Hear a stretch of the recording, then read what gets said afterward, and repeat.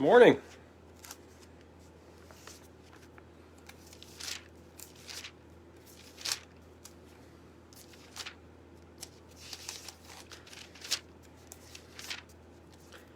Happy Monday, everybody! Woo! That has to be forced on a Monday morning, doesn't it? Yeah. They say that cats always land on their feet. But sometimes dogs do too. Look at this little guy. It's a little Snoopy. Isn't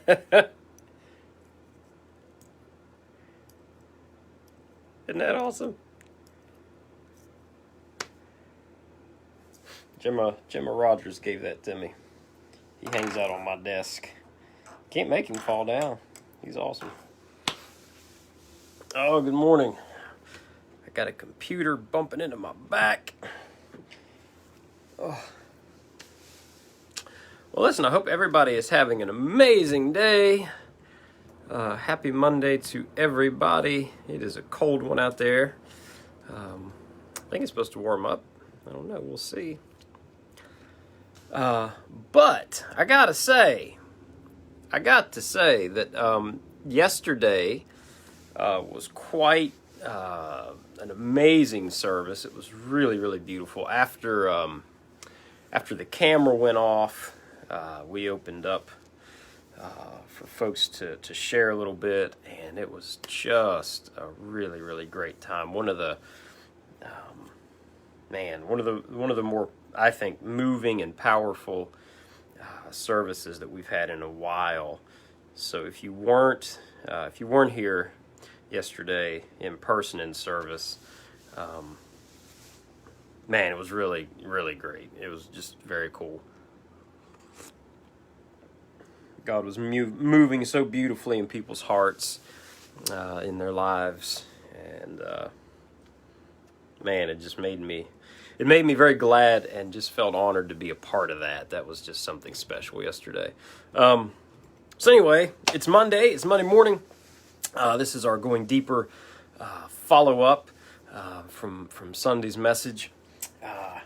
Yesterday we were looking at Genesis 32. We were looking at the life of Jacob, and basically the short version is Jacob is born one of two twins. He comes out second, but he's got a hold of his, morning Marcia, he's got a hold of his brother's heel as he comes out, and he gets the name of Jacob, meaning he grasps the heel, or the deceiver.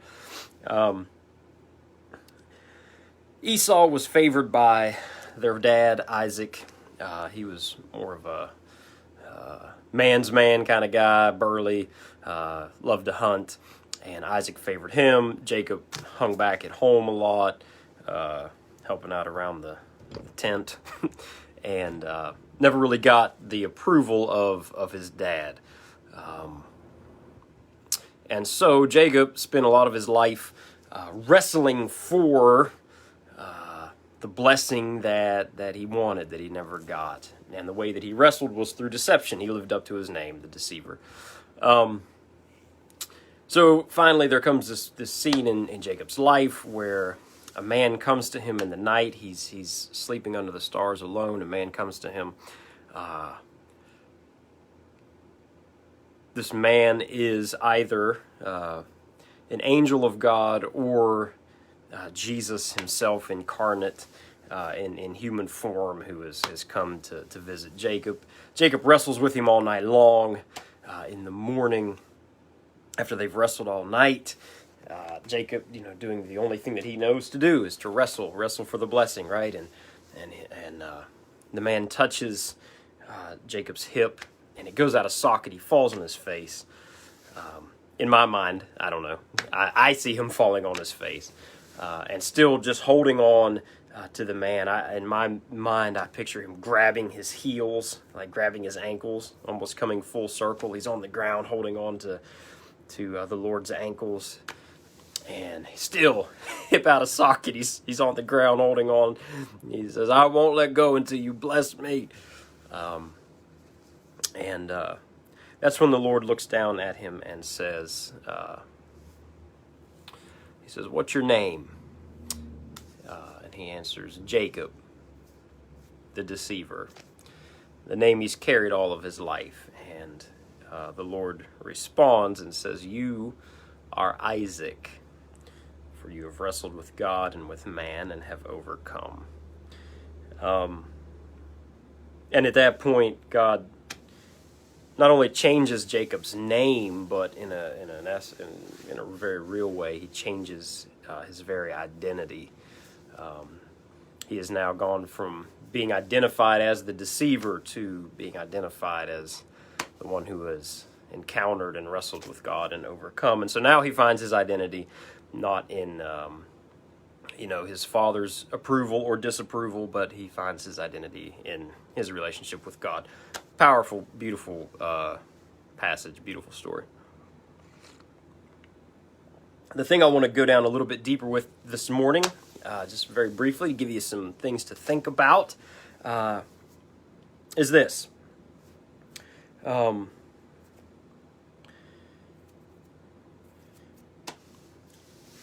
Often, the things, the negative particularly, the negative things that were spoken to us or about us when we were kids, from our parents, friends, teachers, whatever, they have a way of really, they're sticky. They have a way of getting into our mind and sticking there. And whether it was said intentionally, directly to us, or whether it was just an offhanded comment, in a moment of frustration or something like that, those negative comments that we hear, that we heard when we were kids, they have a way of sticking. There are so many instances in my life where I can look back and just remember hurtful stuff that was said to me or about me. And my guess is that you can too. If I asked you, when you were a kid, what's a painful thing that one of your friends or your parents said about you, I bet you could remember them. Even if it was only a few, even if 90% of it was good, there's something about the bad ones that stick in our head. And as we get older,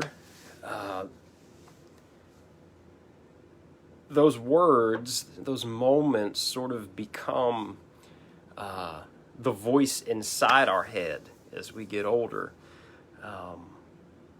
And we hear them. We may not hear them directly, but they influence a lot of how we think and how we see ourselves and how we see life and how we respond and the coping mechanisms that we have as adults and the walls that we put around ourselves and the things that we strive for to maybe try to overcome what was said about us. Oh, I'll show them, and it's a very real phenomenon. It's a very real thing. We all deal with it. But in that moment with Jacob and God in just one brief conversation after a night of wrestling, he changes Jacob's name, and in doing so, he changes all the negative baggage that came with that name, and he changes his identity in a very real way. He is no longer Jacob, the heel grabber deceiver. He is now Israel, the one who wrestled with God, who saw God face to face and lived, the one who would be the father of the 12 tribes of God's chosen people. Just in a moment, God changed his identity. So that's what I want us to think about. That's what I would love for you to think about this week, and I'd love to hear your thoughts in the comments below. In our minds, most of us do have that reel that plays the negative things that were said about us. Your you're ugly, you're stupid, you're a failure, you're never going to amount to anything, nobody likes you, nobody could ever love you, nobody cares about you, you're embarrassing, all these things that play in our head. But then we have this book that's full of really wonderful stuff that God says about us because we are in Christ, for those of us who are in Jesus. Stuff like, you are the righteousness of God in Christ. You are beloved. God loved you so much that he valued you enough to give his son for you. You have a hope and a calling. Good morning, Frankie. You are a son or daughter of God, right? The Spirit of God lives in you, the spirit of adoption, whereby you cry, Abba, Father.